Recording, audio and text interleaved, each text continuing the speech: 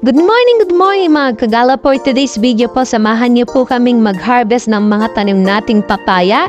So marami na silang bunga at ayan nga po si Aling Maliit at nagtatakbuhan po siya sa mga manok. Nako manok, lumayas-layas ka dyan dahil ayan na yung matinding kaaway mo. Siguradong sasakalin na naman yung leeg mo nito at mababatukan ka. So ayan po, ayaw po niya magpabawal kay nanay. At ayan po, instead na pumunta po siya agad dun sa may table, dinaanan pa yung nag-iisang manok doon. At ayan nga po, nadatnan namin sila nag-breakfast. Well, si Ate Den papasok na po siya sa kanyang school. Ayan nga po si Aling Maliit at tumiyak. Ang sabi ko kay nanay na ilisakay na siya sa kariton at para masamahan niya rin kaming pumunta sa puno ng papaya para harabisin nito.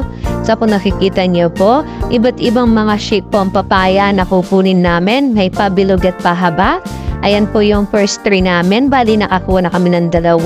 At dito sa may pahaba, bali 3 yata silang nakuha namin. Tapos ayan pa po yung susunod niyan.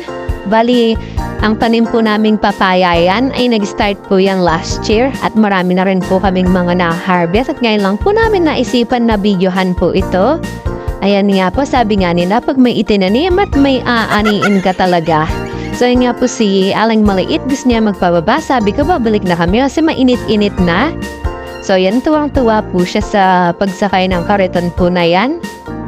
At pagkatapos po namin yan ma-harvest, double check po namin yan kung may mga sira po yung mga nakuha naming papaya kasi babalutin pa namin yan ng dyaryo. So ayan nga po, double check na po namin at may mga spot na po siya na talagang sign na pahinog na po ang ating papaya. Matamis po yung mga yan. At saka ang lalaki po nila mayugis na parang mangga po, tapos may pahaba.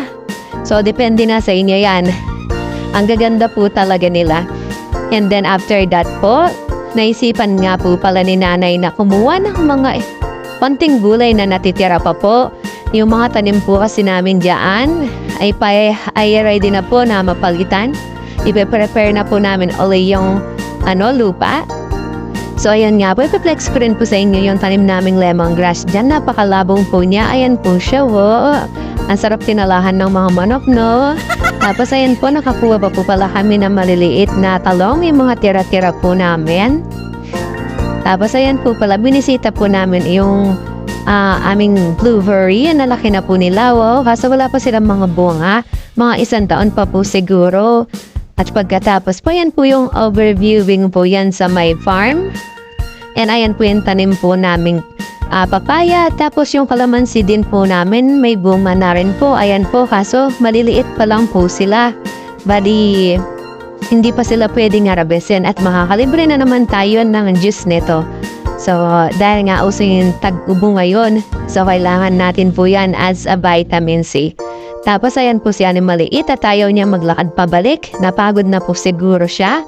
At gusto niya magpakarga. Sabi ko ako na nang kakarga sa kanya at pinakita ko rin po sa kanya yung bunga ng aming kalamansi. So ayan po yung gusto niya pong kunin yung kalamansi. And ipeplex ko rin po sa inyo yung tanim po naming talong. Ayan po, papalitan na po yan. Tapos ito po yung bagong tanim namin na ampalaya.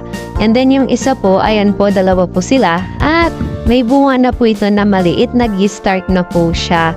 Ayan po, may bunga na siya na maliit. Isa lang pala po yung bunga niya. And after that, ito po yung aming tanim na talbos ng kamote. Bagong tanim din po. So, nire-ready na rin po namin yung mga ibang lupa dito na amin pinagtataniman. So, hindi pa po kasi namin sila naaalis. At ito po pala yung tanim namin na oregano na napakarami po niya. Grabe, napaka-fresh. Kukuha po ako dito kasi papainom sa mga may ubo katulad ni tatay, tapos si baby sogi rin po. Tapos binakuran po namin yan kasi ewan ko ba dun sa mga manok, but gustong gusto rin nila yung oregano, kaya nakabakod po yan.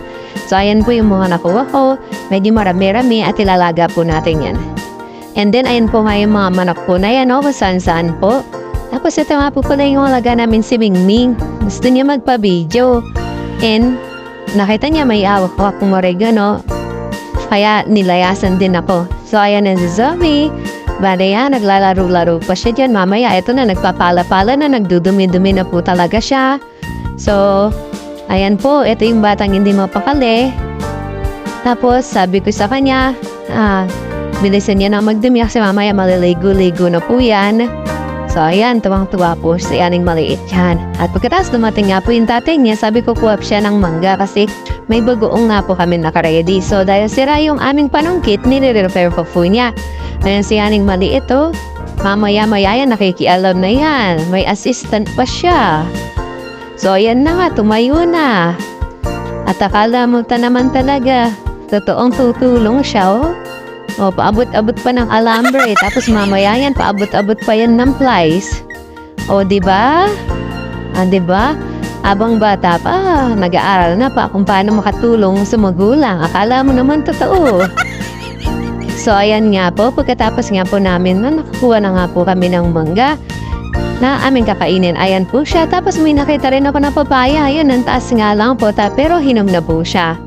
So, ayan na po yung mga na-harvest namin. Nakapapaya na kami, nakamangga pa kami, nakatalong at okra po yung na-harvest namin for today. So, ayan po yung likod ng farm. Nasa side po.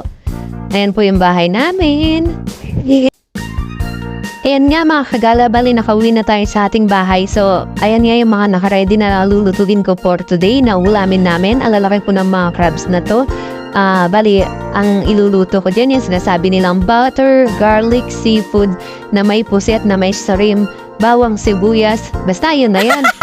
Mix lang natin yan. Ang tawag ko lang kasi dun ay seafood. So, ayan nga, nagbalat na nga ako ng 2 sibuyas na bilog at iniwa ko to ng maliliit.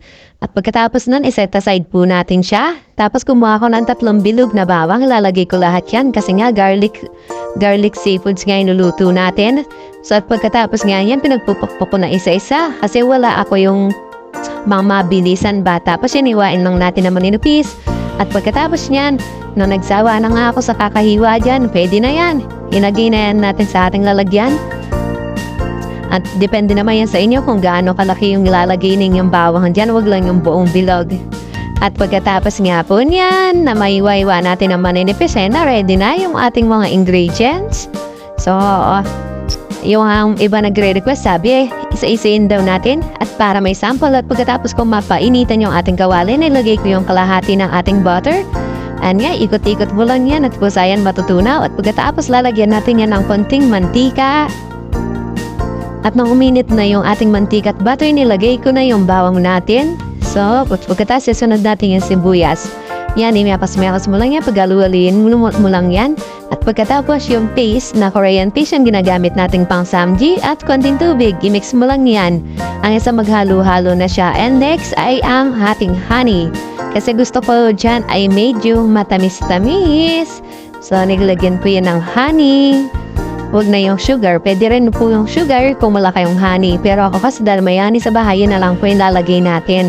At after that po yan, yung medyo kumulo-kulo na siya ng kaunti, isusunod na yung ating UFC na ketchup. Kasi gusto ko yung parang medyo sakto mapula lang siya. Yan. Actually, hindi ko yan nilagyan ng sili kasi hindi ko makain na manghang si nanay. Pero mas masarap yan kung may siling labuyo po kayo kahit 1 piraso lang yung ilagay po natin dyan. And then, next po natin ilagay dyan pagkatapos na natin ma-mix yung honey ay ang konting asin. Huwag po yung sobrang rami, konti lang po. Wala akong mensuring na ginat kasi hindi po ako marunong gumamit noon at wala pong kahilig-hilig. So, depende yan sa panlasa ko. At isunod natin yung ating pusit na ating nilinis na. At kung pagkatapos natin haluin yan, pakuluin lang natin ng ilang minuto. At pagkatapos, pag napansin nyo na medyo luto na yung ating nilagay na pusit dyan, ay isunod na po natin yan ating shrimp. Ayan na po. Nalagay ko na lahat. So, sinasabi ko sa inyo, hindi ako mahilig gumamit ng mensuring dyan. So, kayo na yung bahalang magtansya. Kasi titikman naman natin yan. So, depende na rin yan sa inyong panlasa kung ano kulang dyan, kung ano pa yung gusto nyong idagdag. So, kasi basta ako lagay. Tas after that, dun ko siya titikman. At pagkatapos yan, eto na po, na-ready na po yung dahon ng saging. At niready ko na rin po yung mga crabs. Pinapupukpok ko na rin po yan para mabilis po yung ating pagkain. And then, itatoppings ko lang po yan dyan. At tapos, syempre dahil marami-rami po yung sabaw na naigawa natin, isi-separate po natin yan dito. Kasi matatapon lang ko ilalagay ko lahat yan. So, ayan na po yung ating nailuto na magiging ulam ni Nanay Tatay. Happy Yarn! Thank you for watching and God bless you!